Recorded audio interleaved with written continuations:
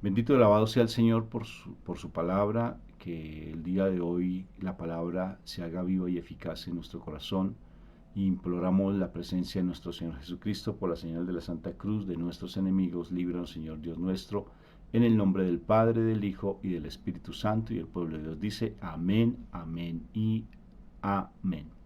Papá, gracias por este nuevo amanecer, una nueva oportunidad de crecer en tu amor, un nuevo momento para estar sumergidos en tu presencia. Papito Dios del cielo, te damos gracias porque siempre das ese regalo lindo para nuestras vidas. Te imploramos tu presencia amorosa. Ven a nuestras vidas, es dulce espíritu de amor. Ven a nuestro corazón, majestad divina. Haz que nuestro corazón se llene de la palabra tuya, esa palabra que es viva y eficaz, que es más cortante que espada de doble filo. Que esa palabra llegue hasta lo profundo de nuestro corazón. Amén, amén, amén y amén. Bueno, muy bien, vamos a leer hoy el libro de Mateo, capítulo 18, versículo 15 hasta el 19, hasta el 20. Y dice así: ¿Cómo perdonar a un hermano? Qué tremendo, ¿no? ¿Cómo perdonar a un hermano? Si tu hermano te hace algo malo, habla con él a solas y hazle reconocer su falta. Si te hace caso, ya has ganado a tu hermano. Si no te hace caso, llama a uno o dos personas más para que en toda ocasión se base en el testimonio de dos o tres testigos. Si tampoco le hace caso a ellos, díselo a la congregación, y si tampoco hace caso a la congregación, entonces habrás de considerarlo como un pagano o como uno de esos que cobran impuestos para Roma. Les aseguro que lo que ustedes aten en el mundo también quedará atado en el cielo, y lo que ustedes desaten en el mundo también quedará desatado en el cielo.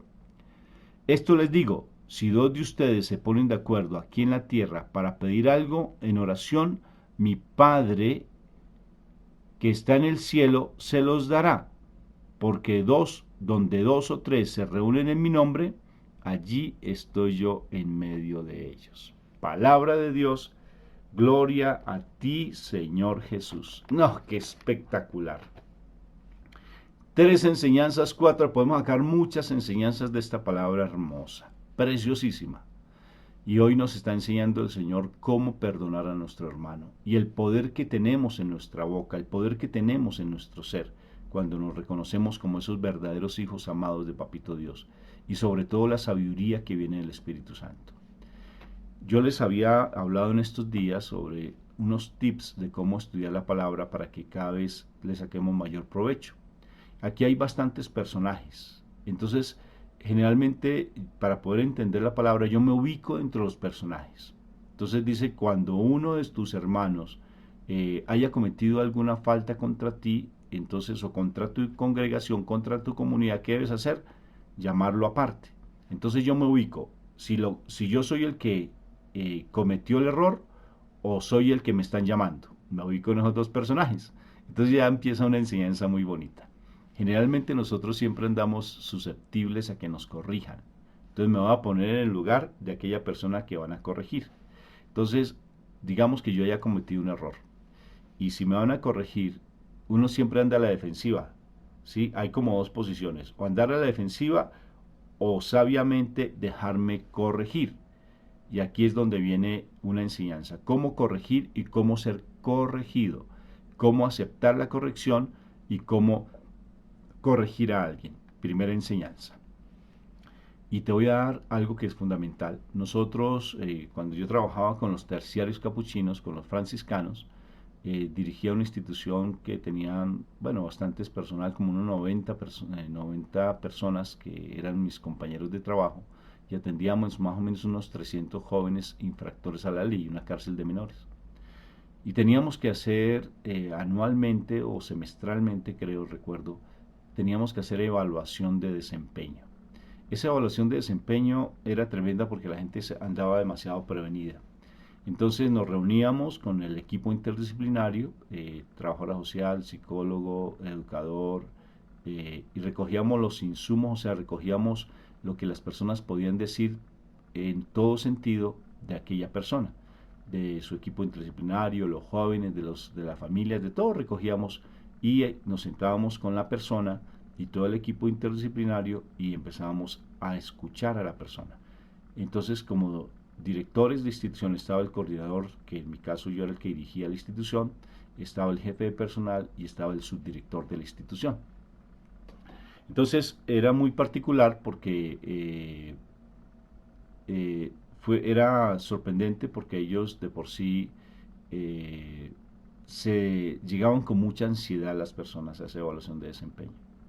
Y yo les decía a todos, aquí hay un problema tremendo y el problema no es tanto lo que las personas digan de mí, sino realmente lo más importante es lo que las personas, lo que yo tal vez haya hecho para que las personas me digan. No debemos tener como esa angustia de lo que me estén diciendo, sino lo que yo tal vez haya dicho o haya hecho para que las personas digan de mí. Qué curioso. Me llamó mucho la atención esa posición, porque así las personas no andaban como tan a la defensiva frente a lo que tenían que escuchar.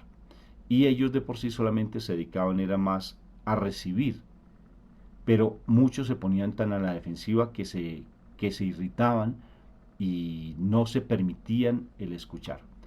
Y como directores de institución, nosotros teníamos una máxima, o sea, teníamos como un principio, que las personas que no se dejen orientar no eran unas personas adecuadas para el trabajo.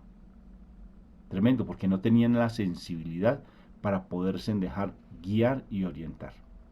Entonces, muy particular me llamaba la atención eso, y allí sacábamos como ejemplo, y siempre se lo decía en toda la evaluación de desempeño a cada persona, no te angusties tanto por lo que te digan, sino más por lo que tú has hecho, preocúpate más o ocúpate más en lo que tú has hecho que necesariamente para que las personas se estén diciendo esas cosas. Entonces, esta primera parte del Evangelio me llama mucho la atención porque está diciéndonos como tres partes de cómo nosotros tenemos que corregir, orientar a las personas o llevarlas a que ellos no cometan de pronto la misma falta de siempre. Uno, llamarlo aparte. Con la sabiduría de Dios, ahora ya me voy con la posición de la persona que orienta, pedir en oración la presencia del Espíritu Santo y decirle, Señor, dame palabra para poder orientar a mi hermano, porque de una u otra forma está cometiendo algo que no está bien. Y entonces nosotros cómo poder discernir si lo que está haciendo está o no está haciendo lo más adecuado, que se ciña bajo la palabra de Dios. Todo lo que esté dentro de la palabra de Dios. Por eso para nosotros es fundamental la palabra, conocer la palabra, porque es nuestro manual de comportamiento. Es de cómo, allí nos dicen cómo debemos comportarnos y cómo no. Entonces, si alguien se sale de ese parámetro del comportamiento que está dado en la palabra de Dios, pues necesariamente tengo que corregir a la persona. ¿Sí? Y ya les voy a dar otro pasaje bíblico que nos dice realmente qué pasa si no corregimos. Y es importante corregir cuando alguien está en pecado, porque si yo no corrijo, yo me vuelvo igual que el pecador, o sea, cometo el mismo pecado que el pecador. Por eso tienes que tener de verdad ese discernimiento y orar, estar en la presencia del Señor para que Él te dé sabiduría y de esa manera tú puedas tener la palabra y el discernimiento para poder corregir y saber que lo que Él está haciendo está bien o está mal. Entonces, ¿qué debes hacer? Orar inicialmente, pedirle discernimiento a Dios y saber que lo que Él está haciendo realmente es adecuado o inadecuado, pero tienes que hablar, tienes que corregirlo. Yo trabajo, muchos años trabajé con menores infractores, como les decía, y cuando había un joven, por ejemplo, que consumía droga, a veces uno atendía a las familias, generalmente, y a veces notaba uno que a veces los papás eran coadictos de sus hijos, codependientes, que los papás por el dolor que sentían por su hijo les hacían que consumieran droga, incluso le pagaban la droga para que ellos consumieran dentro de la casa y no tener el miedo de que de pronto algo les pasara en la calle. Eso es un coadicto, o sea que el papá se vuelve un adicto también con su hijo de una u otra forma, porque está propiciando el consumo de droga. Es igual que cuando Pablo estuvo cuidando la ropa de los que apedreaban allí a San Esteban. Él es igual de culpable porque está implicado en el homicidio de ese santo. Culpable. Y actualmente pues la ley en ese sentido lo cataloga y es bien fuerte en ese sentido. Es igual que si tú propicias o apoyas el pecado de alguien, eres igual de pecador a esa persona. Por eso si tú vas a corregir a alguien, tienes que tener mucho discernimiento, porque si no lo corriges, tú te vuelves igual que el pecado con él, porque de una u otra forma estás propiciando el pecado en él. Por ejemplo, estaba hablando de los hijos que consumen droga. Si tú no corriges a tu hijo y le permites que él siga haciendo eso, eres igual de pecador a tu hijo. Y eres igual de consumidor o consumidor a tu hijo. Igual que en el pecado del adulterio, que es lo más frecuente en nuestro caso, que tenemos nuestro ministerio de restauración familiar. Si tu esposo o tu esposa, vamos a poner el caso del hombre, si tu esposo está cometiendo adulterio y tú vas a tener intimidad con ese esposo, pues cometes el mismo pecado que él está teniendo. ¿Por qué? Porque él está en pecado, él está en el mundo y tú te contaminas espiritualmente al tener una intimidad, un caso. Otro, si tú no le corriges a él y le dices, mira, es que tú estás haciendo esto indebido, tú no estás dando el dinero para la casa que corresponde sin ponerte de mal genio, sin ponerte iracundo, sino en la sabiduría de Dios. Por eso tienes que orar antes y tienes que corregir y decir las cosas y compartir las cosas que están dando. No puedes callar ante eso. Un pasaje bíblico que lo sustenta, no solamente este, sino otro, el de la atalaya. Busca allí en internet para que sepas cuál es el pasaje bíblico, porque en este momento no tengo la mano. Pero dice ser esa torre de vigía, el atalaya. ¿Qué es el atalaya? Antes cuando las ciudades estaban llenas de murallas, en las esquinas o en sitios que eran estratégicos colocaban una torre de vigía para que allí las personas estuvieran pendientes que el enemigo llegara o que se pudiera saber cuál era la actitud del enemigo. Entonces, dice la palabra que si tú eres una atalaya ante el pueblo y ante las personas y ante tu familia, si tú ves que el enemigo viene y tú no le dices nada al pueblo, tú eres el culpable de lo que le pase al pueblo. Pero si tú le informas al pueblo y le dices al pueblo del peligro que ellos están viviendo, y si el pueblo no te hace caso, tú te salvas. Y si el pueblo te hace caso, la honra va a ser también para ti por haber informado. Es lo mismo que estamos hablando de este evangelio tan lindo. Que si tú no llamas aparte y no le dices a esa persona que está cometiendo esa falla, eres tú igual de culpable. Tienes que hacerlo. Inclusive nosotros hemos tenido que hablar con sacerdotes porque han cometido algunas fallas. Mira, tienes que tener prudencia con los abrazos que le das a tus feligreses, porque hay personas, en especial algunas mujeres, que se están enamorando de ti y tú no te has dado cuenta, o tal vez te das cuenta, pero debes tener prudencia en eso. Ahora, uno debe tener mucho tacto, por eso la presencia del Espíritu Santo para uno poder hablar con las personas, pero hay que decírselas, que a uno lo rechacen, que a uno no lo quieran, pues bueno, tocó, pues no ser aceptado, nos tocó. Por ejemplo, en nuestro caso, hay de verdad personas que no nos quieren porque nosotros no aceptamos la separación ni la nulidad, no podemos, porque somos testimonio de restauración familiar, porque Dios nos restauró nuestro hogar. Y al restaurar nuestro hogar somos testimonio. ¿Y cómo vamos a aceptar la separación? ¿Cómo? Entonces es impropio decir que Dios me resanó mi vida cuando realmente si digo, no, es que sepárate o busca la nulidad, es que yo soy testigo de que Dios sana, que Dios restaura corazones. Entonces no puedo aceptarlo. Así me rechacen, pues ¿qué tengo que hacer? Pues dejar que me rechacen porque ¿qué más? Pues doble trabajo en aquel que me rechaza. El primero, el ponerse mal conmigo y segundo, tener que contentarse. Doble trabajo. Pero yo no puedo cambiar porque los valores no son negociables. Los principios espirituales no son negociables. Entonces tenemos que llamar aparte a la persona, decirle lo que está fallando con la paz del Señor, con la sabiduría del Espíritu Santo, y si no hace caso, pues llamamos unos testigos. Mira, se está presentando esta situación, se está presentando aquella otra, tú no quieres hacer caso, y si no acepta eso, dice la palabra, trátalo como un pagano. No lo escuches, sepárate de él. Busca diferentes versiones y allí te va a dar mucha más claridad con respecto a este pasaje bíblico porque es súper lindo. Y te está diciendo, por favor, no lo escuches porque es una persona necia que no quiere corregir su parecer. Entonces, su proceder, perdón, su actuar. Entonces, si tu esposo está haciendo eso, tú lo llamaste, hablaste con la familia, le dijiste las cosas y él sigue, déjalo que coma comida de cerdos. Llegará el día en que Dios realmente le tocará su corazón porque se cansará, dice también la palabra. Se cansará. Y en ese momento tal vez vuelva a tu casa, pero si va a devolver, que vuelva arrepentido ante el Señor Jesucristo, no ante ti, porque tú no eres Dios. Si tu hijo está consumiendo, hiciste todo lo posible, pues igual que el hijo pródigo, llegará el momento en que se cansará. Por eso es importante que busques ayuda profesional en el caso de los hijos consumidores de droga. ¿Sí? Entonces es importante cuando alguien, por ejemplo, toma lo ajeno, roba lo ajeno, llámalo aparte, se lo dice. Si no lo quieres reconocer, da testigos. Por eso tienes que documentarte. ¿Qué es documentarte? Asesorarte, buscar otras personas para que tal vez no cometas un error de enjuiciar a alguien y si no tienes plenamente las pruebas para enjuiciarlo. Por eso el Espíritu Santo te va a dar esa claridad. ¿Qué te parece esa enseñanza? Preciosa de cómo corregir. Luego mi Señor nos habla de algo muy precioso y es el segundo momento.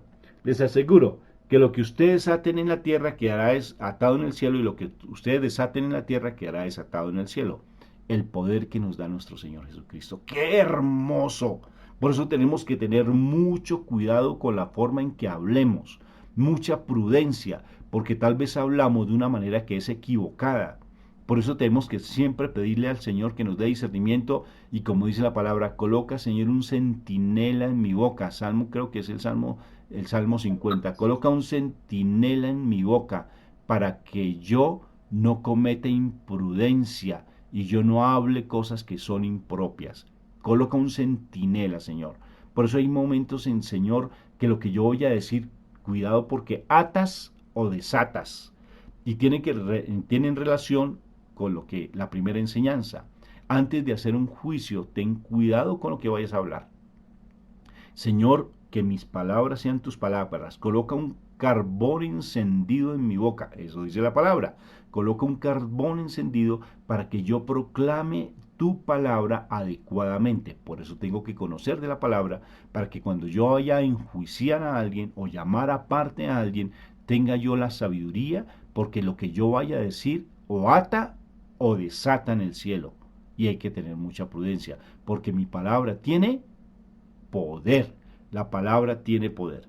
Y la otra enseñanza linda, ya para terminar, es lo más precioso de todo, que si 2 o 3 se reúnen en mi nombre, allí estaré yo. ¿Se imaginan tan lindo eso? Mi Señor nunca nos desampara, porque cuando tú estás allí, Él siempre, cada vez que tú te reúnes, te congregas con alguien, te unes con alguien, Él siempre va a estar allí. Por eso el Señor dice, llama aparte a esa persona, y si no, llama a otra persona de tu comunidad. Entonces te está hablando que tú no eres una persona sola, que es importante que tú estés en comunidad, porque Él siempre estará con nosotros acompañándonos. Cuando 2 o 3 estén en mi nombre, allí estaré yo. Bendito y alabado sea el Señor por esta palabra, porque Él nunca, nunca nos deja solos. Siempre está con nosotros. Y si empezamos este momento invocando a la Santísima Trinidad es porque Jesús está aquí presente, enseñándonos y mostrándonos cuál es el camino. Ten prudencia con lo que hablas. Yo te aconsejo que escuches un audio nuestro. Se llama El Poder de la Palabra. ¿Sí? Ten cuidado con lo que hablas, así se llama. Ten cuidado con lo que hablas. Lo buscas en YouTube como Rafael Aníbal Cortés. Ten cuidado con lo que hablas, Rafael Aníbal Cortés. Y te darás cuenta que hay que tener mucha prudencia en la forma de hablar. Que el Señor nos dé sabiduría para que esta palabra se haga viva y eficaz en nuestro corazón y podamos ser esas personas sabias que podemos corregir a nuestros hermanos y que la palabra esté en nosotros. Estudia la palabra. Y al estudiar tú la palabra, pues vas a tener esa sabiduría para saber corregir a las personas. Dios te bendiga. Dios te bendiga.